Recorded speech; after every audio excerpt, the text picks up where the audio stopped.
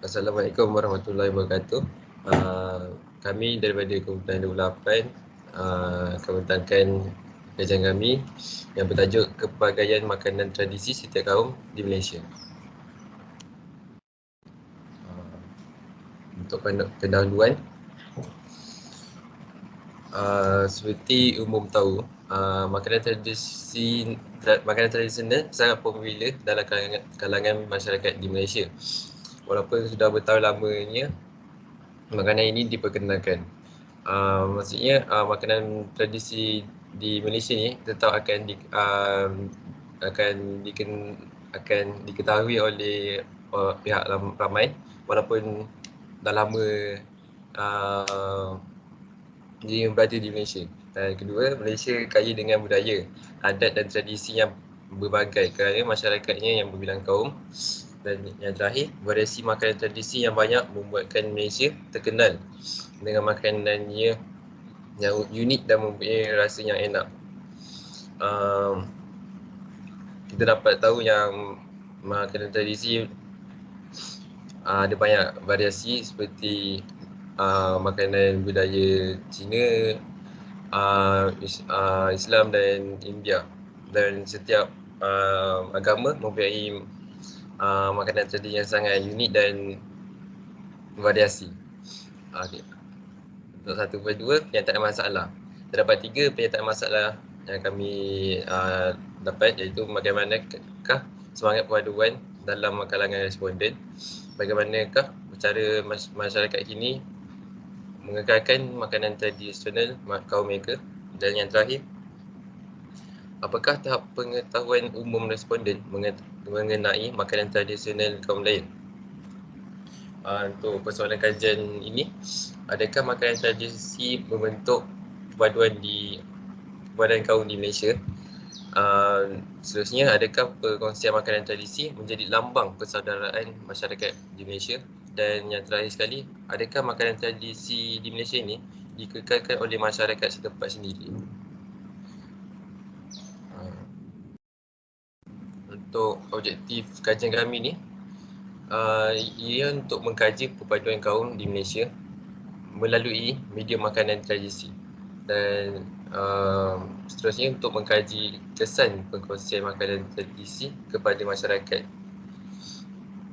dan terakhir untuk mengkaji cara masyarakat mengekalkan makanan tradisional kaum mereka sehingga kini. Untuk kepentingan kajian pula, untuk mengetahui cara generasi sekarang mengekalkan resepi masyarakat tradisi ini secara turun-temurun.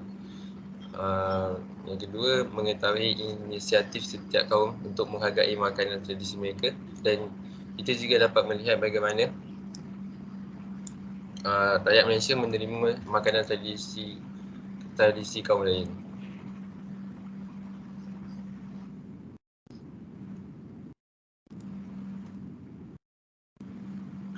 Untuk kajian kesusasteraan, maksud makanan merupakan bahan-bahan yang boleh dicerna seperti karbohidrat, lemak dan protein. Ianya berfungsi sebagai pembekal tenaga. Dan untuk masuk tradisi pula, sesuatu kebiasaan yang kekal turun-temurun. Dan pula sesuatu yang sudah menjadi amalan yang sudah sebati dengan sesuatu masyarakat. Dan untuk maksud makanan tradisional pula, makanan dan minuman termasuk makanan ringan dan campuran digunakan secara tradisi,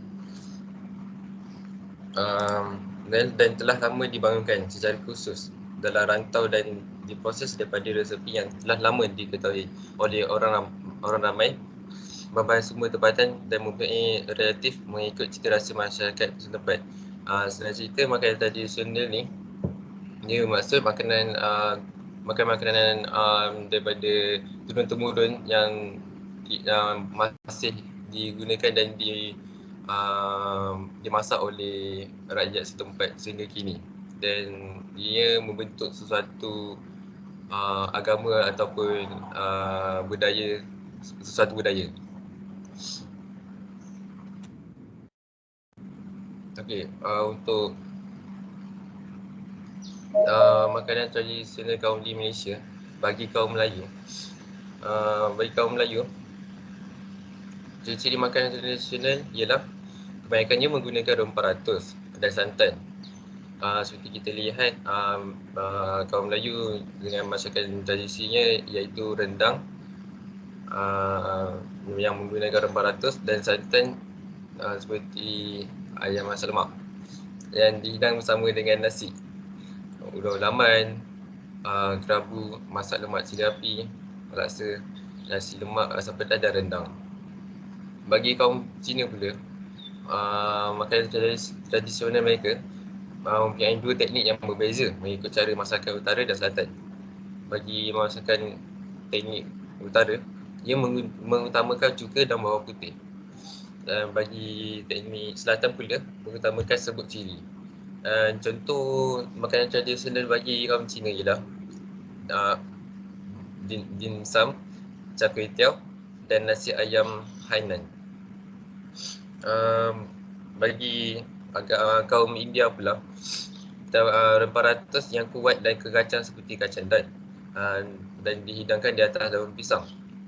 Seperti kita tahu, muruku, putu mayam, roti canai dan tosan. Okey, fungsi makanan tradisional bagi menyatupadukan rakyat. Untuk menikmati hidangan kaum-kaum yang lain tanpa timbul sebarang prasangka dan sikap skeptikal terhadap cita rasa kaum lain. Seterusnya, perpaduan yang secara tidak langsung dipupuk. Kalau kita perasan, dengan makanan tradisional ni, kita boleh menyatupadukan kaum-kaum dan agama lain secara tidak langsung. Kerana tidak langsung kita akan lebih mengetahui tentang kaum mereka. Dan terakhirnya, penyumbang kepada tahap pemahaman dan perpaduan yang kukuh di dalam negara yang terdiri daripada masyarakat bergerak kaum ini.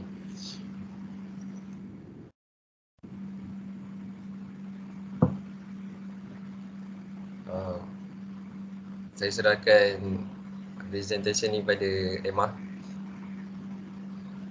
Okey, baiklah. Kita teruskan dengan metodologi kajian. Jadi aspek yang difokuskan dalam metodologi kajian ini adalah makanan tradisi dan target responden ialah masyarakat daripada setiap bangsa di Malaysia. Terdapat 3 instrumen kajian iaitu kajian kuantitatif dan orang kaji selidik Google Form yang terbahagi kepada 3 bahagian iaitu bahagian A, B dan C. Di mana bahagian A adalah data demografik, bahagian B mengetahui tentang makanan tradisi di Malaysia dan bahagian C ialah soalan cadangan dan pendapat.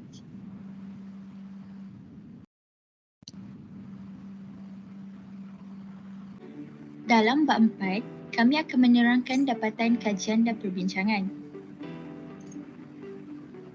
Pada bahagian A, ia merangkumi soalan-soalan demografik. Kami berjaya mengumpul sebanyak 62 responden yang majoritinya terdiri daripada pelajar dan berbangsa Melayu. Seterusnya, pada bahagian B, iaitu pengetahuan tentang makanan tradisi Malaysia. Pada bahagian ini, kami mengumpul majoriti persetujuan daripada responden tentang pendapat mereka terhadap makanan tradisi Malaysia. Berikut merupakan soalan penting yang diberikan kepada responden. Bagi soalan 4, iaitu apakah pendapat anda tentang berkongsi makanan tradisi kaum anda bersama kaum lain? 46.8% daripada responden bersamaan dengan 29 orang bersetuju bahawa ia dapat mempelajari dan menghargai keunikan dan kebudayaan kaum lain. Hal ini kerana Malaysia terdiri daripada pelbagai kaum. Rakyat Malaysia amat beruntung kerana majoritinya bersikap terbuka dalam menerima kepelbagaian etnik dalam masyarakat. Jadi, ia dapat mewujudkan sifat menghargai sesuatu nilai tradisi dalam setiap kaum. Seterusnya, pada soalan 11, iaitu adakah anda bersetuju jika makanan tradisi setiap kaum menjadi pilihan makanan harian majoriti rakyat Malaysia? Majoriti responden iaitu 77.4% bersamaan 48 orang berpendapat bahawa Makanan tradisi setiap kaum menjadi makanan harian Malaysia. Hal ini kerana majoriti rakyat Malaysia dibesarkan dengan makanan tradisi di Malaysia oleh ibu bapa mereka sejak kecil. Dan bagi soalan 12 pula, iaitu adakah anda bersetuju makanan tradisi di Malaysia dapat menyatupadukan rakyat yang berbilang bangsa? Majoriti yang seramai 59 orang bersetuju bahawa makanan tradisi dapat membantu dan menyatupadukan rakyat Malaysia kerana masyarakat saling berkongsi dan menghormati makanan tradisi kaum lain. Hal ini tidak boleh dinafikan kerana banyak makanan tradisi dijual di pasaran. Sebagai contoh, roti canai menjadi kegemaran rakyat Malaysia sebagai sarapan pagi. Soalan 13, adakah anda rasa perkongsian makanan tradisi ini memberi ilmu tentang budaya kaum lain dan mengapa? Berdasarkan soalan ini, majoriti responden iaitu sebanyak 54.8% menyatakan bahawa melalui perkongsian makanan tradisi, kita dapat mempelajari tentang budaya kaum lain dan mengetahui sejarahnya. Selain itu, sebanyak 40.4% menyatakan bahawa melalui perkongsian makanan tradisi, ianya mengajar kita tentang makanan kaum lain serta mengajar kita menghormati kaum lain dan bersikap toleransi antara satu sama lain. Seterusnya, 3.2% menyatakan bahawa perkongsian makanan tradisi dapat membuka mata masyarakat tentang keunikan kaum di Malaysia. Hanya 1.6% tidak bersetuju dengan pernyataan kerana perkongsian makanan tradisi tidak memberikan apa-apa ilmu tentang budaya kaum lain. Kesimpulannya, majoriti responden bersetuju bahawa perkongsian makanan tradisi dapat memberi ilmu tentang budaya kaum lain. Soalan 14. Pada pendapat anda, adakah makanan tradisi ini dapat menyumbang kepada perpaduan kaum dan mengapa? Berdasarkan jawapan daripada 62 responden, majoriti responden seramai 16 orang bersetuju bahawa makanan tradisi dapat menyumbang kepada perpaduan kaum. Seterusnya, seramai 14 responden bersetuju bahawa berkongsi makanan tradisi merupakan titik permulaan kepada perpaduan kaum. Hal ini adalah kerana perkara yang sama disukai dapat menyebabkan seseorang itu selesa untuk berkongsi dan seterusnya mengeratkan hubungan. Selain itu, 19.4% responden iaitu seramai 12 orang bersetuju perpaduan dapat dipupuk melalui makanan tradisi kerana seseorang itu dapat memahami keunikan kaum yang berlainan dan seterusnya lebih berminat untuk mengetahui tentang gaya hidup budaya tersebut.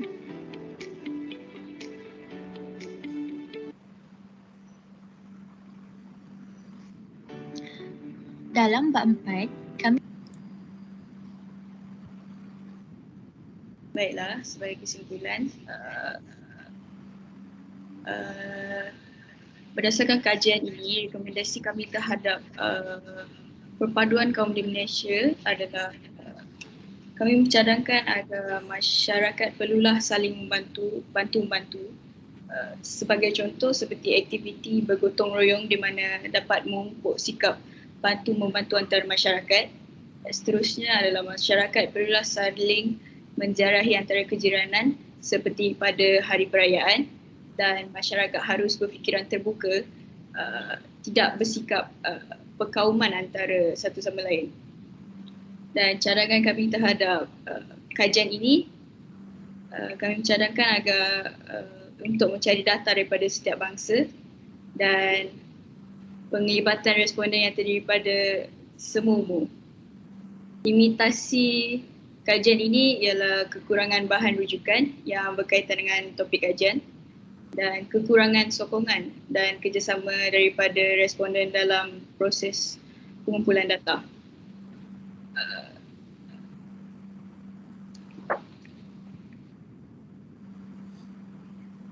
Sebagai rumusan, kami mendapat bahawa majoriti responden yang bersetuju bahawa makanan tradisi ini memupuk perpaduan kaum di Malaysia, dan kajian ini telah menunjukkan bahawa responden mengetahui makanan tradisi kaum lain.